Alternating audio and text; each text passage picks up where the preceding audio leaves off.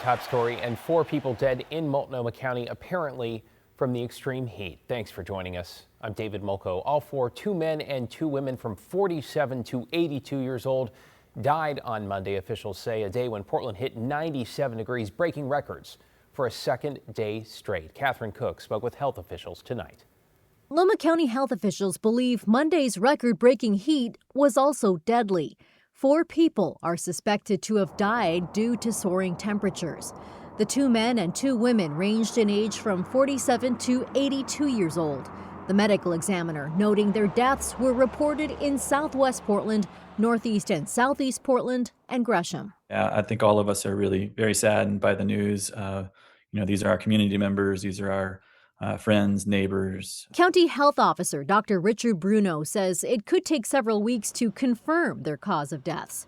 For now, when it gets hot, Bruno urges people to check on their neighbors and relatives, especially those who are older or with chronic health conditions, whom he says are at highest risk. Sad to see that this is a possibility that, despite a lot of our best efforts trying to ensure that we were trying to prevent these types of deaths, that they may have occurred. The deaths come just days before the 5-year anniversary of Oregon's catastrophic heat dome. Health officials say more than 120 Oregonians suffered heat-related deaths in 2021. We are looking at a summer that's likely to be very hot. On Tuesday, lawmakers, advocates, and community members met at the state capitol in Salem to discuss how better to prepare for extreme heat events.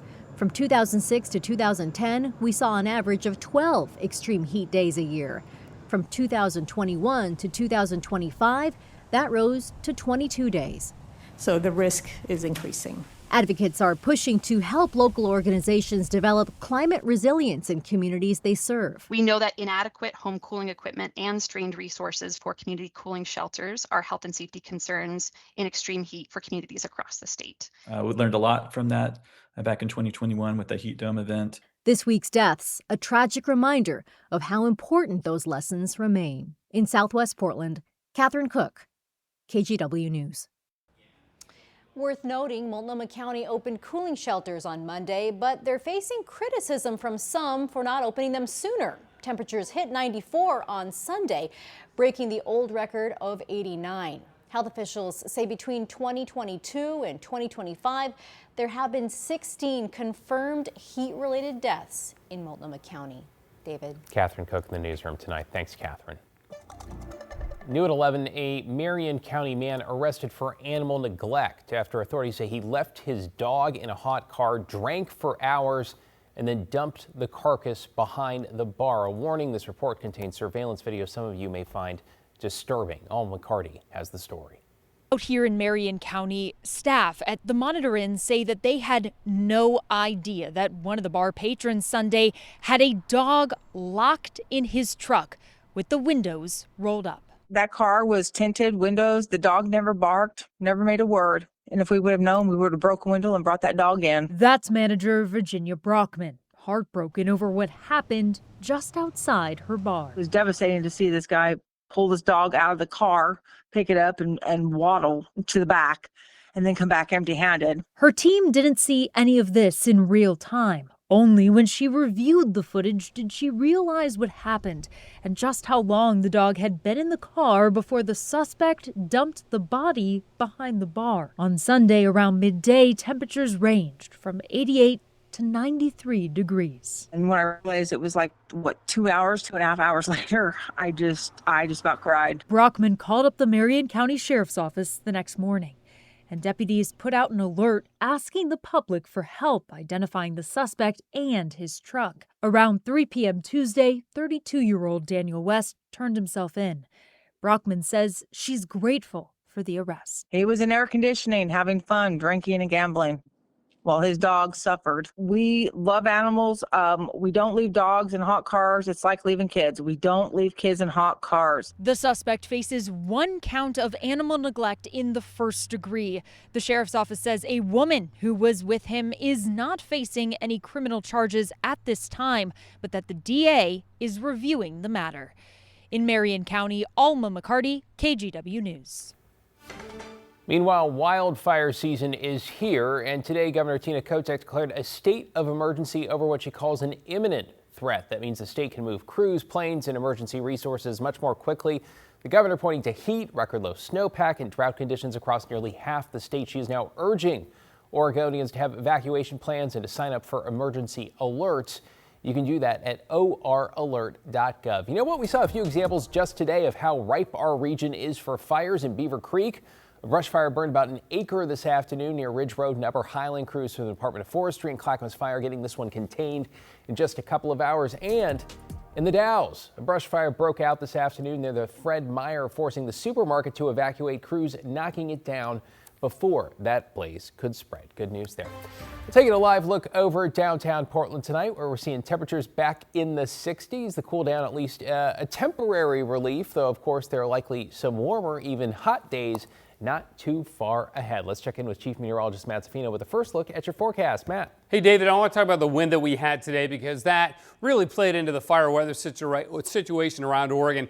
Pendleton had a gust of 54 miles an hour. Hermiston 41, the Dalles 41, Umatilla 38. So it was just ripping out through the gorge and in parts of eastern Oregon too. The Dalles right now, we still have some pretty good winds at 70 degrees. The gusts have finally settled down below about 20 miles an hour, sustained winds at 16. So finally, the winds over there have begun to back on down. But there is still a red flag warning for dangerous fire weather conditions, actually still again, down in Deschutes County and also on the east slopes of the Washington Cascades. This is now for tomorrow. The one that we had today has been allowed to expire. These are new ones because it's still going to be windy and dry and very warm in those areas. Of course, that doesn't mean a new fire is going to start. It means if there is a fire, it can spread dangerously and quickly because of the weather conditions. Morning clouds tomorrow and then sunny, so a great day tomorrow. On Thursday, a little warmer. Friday, a little warmer than that, but there is a bit of a change in the 7-day forecast that I think you're going to like. Back to you. All right, that sounds promising. Thanks, Matt.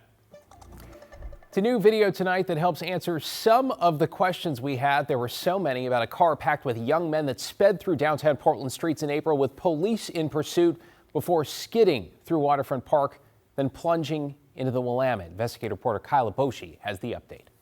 Newly obtained video shows a car speeding through downtown Portland. Investigators calculated it was going 68 miles an hour before skidding across Waterfront Park, then plunging into the Willamette River. 3 young men died in the crash, including the driver. The lone survivor, a passenger, was the only one wearing a seatbelt. Reports that a vehicle went into the river. 3 people have yet to surface. To better understand what happened during the early morning hours of April 6th, KGW reviewed police reports, emergency dispatch audio, and security camera footage. It was 2:09 a.m. when a Portland police officer spotted the 1996 Toyota Corolla driving the wrong way down a one-way street. According to the surviving passenger, the driver yelled, "Oh, that's an effing cop," then accelerated, speeding through the empty streets of downtown Portland. Investigators estimate the car was going 3 times the posted speed limit when it raced down Southwest Harvey Milk Street. The car left the roadway at Waterfront Park before crashing into the Willamette River. Investigators believe the driver slammed on the brakes. The car skidded roughly 200 feet across asphalt and a long stretch of grass in Waterfront Park before breaking through a seawall railing and into the river. The sole survivor, 17-year-old passenger David Buckner Jr., unbuckled his seatbelt and swam to the surface, according to police. 20-year-old Jacob Espram and 17-year-old Trent Badillo died, along with the driver, Roberto Garcia Chavez. Following the crash, his sister described the 19-year-old driver as a person who loved games, good food, and just being silly with his friends and family. It's a tragic story. We cannot change what happened. It is what it is now, and we just have to learn to live in grace and move forward and just make sure that we don't repeat this. Investigators determined the entire fatal sequence, from the moment the driver spotted police to crashing into the river, lasted less than a minute. It was a brief lapse in judgment that claimed 3 young lives and impacted their family and friends forever. Crews had to use a special crane tow truck to pull the car from the Willamette River. The airbags had deployed and the roof was caved in. No charges were filed in this case since the driver is deceased. Tragic on so many levels. Kyle Boshi reporting there. To get you caught up on tonight's other headlines now, U.S. Customs and Border Protection is now reviewing an incident near the Canadian border where a federal agent shot and injured a man. This was in Blaine, Washington, which borders British Columbia. Authorities have said little and would not reveal if this was a case of someone crossing illegally, only that the man they shot, they say, had a gun. No one else was injured. People who work at Portland State University rallied this morning just days before expected cuts and layoffs. The cuts, which include dozens of jobs, are meant to help fill a roughly $35 million budget gap. The union representing school staff says layoff notices went out to about 50 faculty members in this latest round. We're here to demand once again that we work together to build this place, to do our duty to the city and to the region, to build a PSU that will actually flourish in the middle of Portland. PSU President Ann Cudd telling us today big picture budget talks are still ongoing and the university remains committed to what she calls a transparent, thoughtful, and collaborative process. And Under Armour announced it will downsize operations in Portland with plans to close its current facility later this year. The company has used Portland as a base for its footwear operations for years, but will now consolidate most of that work at its Baltimore headquarters. Under Armour's footwear revenue has fallen every year since peaking in 2023. About 60 people work out of the current Portland office. Most of those will be relocated.